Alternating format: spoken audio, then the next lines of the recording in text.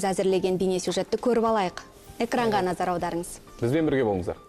Әбілхан Қастеев атындағы мемлекеттік өнер мұражайында атақты жәдігерші Азат Акимбековтың топтамасынан Алматы қаласының 1000 жылдығына және тәуелсіз Қазақстанның 25 жылдығына орай Верный Алматы 1887-1960 жылдары атты фотокөрмесінің ашылуы болды.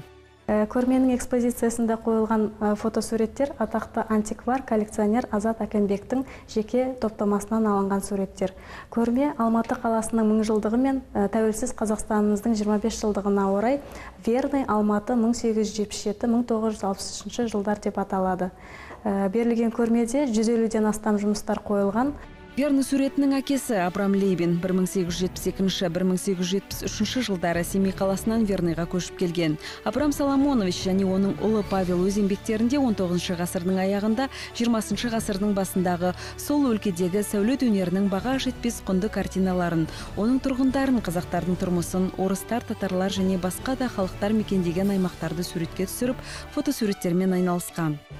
Сонымен қатар көрмеде қойылған суреттердің ішіндегі қазақ Есік өзені жағалауындағы көшпенділік, бәйгеге дайындық деген сияқты басқа да суреттерден сол кездегі біздің ата-бабаларымыздың бейнесі мен тұрмыс тіршілігін көрсетеді. Жергілікті адамдардың жиналысын, бәйгеге дайындалып жатқандарын, Есік өзені жағалауындағы көшпенділік, ата-бабаларымыздың бейнесін, олардың тұрмыс тіршілігін, Верный қаласының көшелерін, үлкен-үлкен мекеме орындарды түсіріп, олардың көрінісін берген.